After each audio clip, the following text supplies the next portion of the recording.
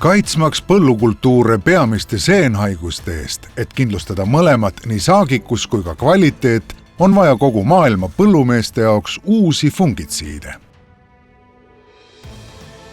Kõigi nende jaoks oleme välja töötanud Revisooli, esimese isopropanoolasooli eriliselt paindliku struktuuriga, et tagada maksimaalne efektiivsus.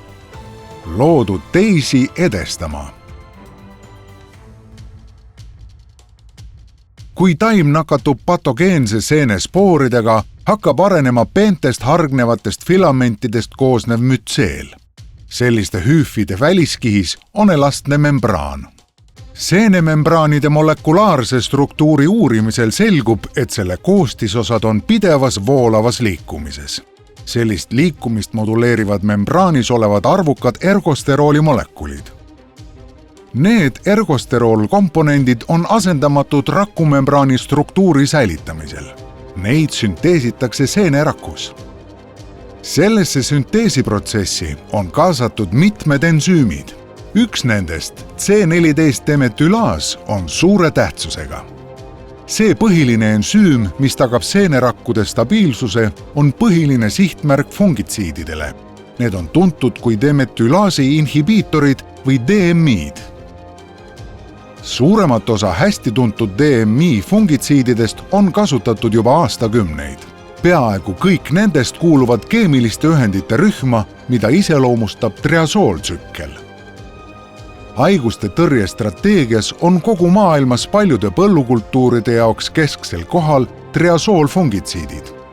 Vaatamata nende tõhususe järkjärgulisele vähenemisele on triasoolfungitsiidid siiani tähtsad edukaks võitluseks resistentsusega.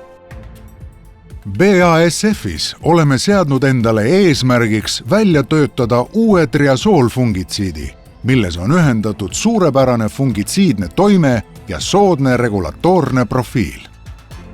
Me sünteesisime tuhandeid variante uusi triasoolmolekule ja testisime nende omadusi, kuni leidsime lõpuks ühe toimeaine, mis ületas kõiki meie ootusi – Revisoli. Revisoli molekulis paikneb triasooli pea saledal isopropanoolstruktuuri kaelal. Selline ainulaadne keemiline struktuur võimaldab molekulil kergesti võtta erinevaid asendeid, mitte seotud ja seotud kujul. Kui Revisol satub C14-demetülaasi aktiivse tsentri lähedusse, omandab molekul seotud vormile vastava kuju, mis meenutab konksu. Tulemuseks on tugev sidumisvõime isegi siis, kui sihtmärk on allunud mutatsioonidele. Revisol liigub väga kiiresti ergosterooli sünteesipunkti ja blokeerib C14-demetülaasi erakordselt tõhusalt.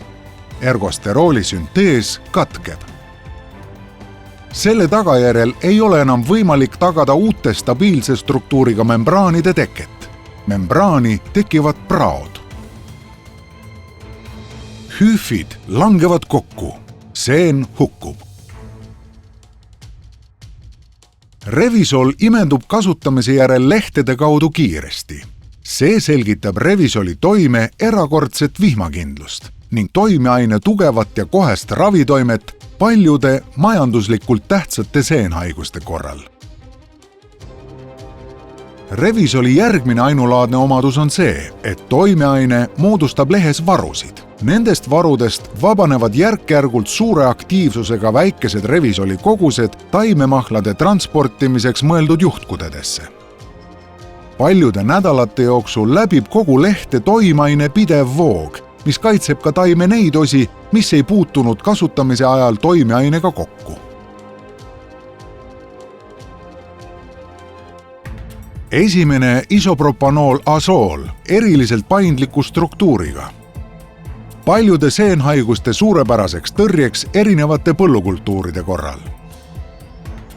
Alus efektiivseks toimetulekuks resistentsusega. Taimedele täiesti ohutu ja soodsa regulatoorse profiiliga. Taim omastab väga kiiresti ja leht on usaldusväärselt kaitstud mitmeks nädalaks. Põllumehe jaoks on tulemuseks maksimaalne tõhusus ja paindlikkus. See on Revisol, välja töötatud teisi edestama. BASF, We create chemistry.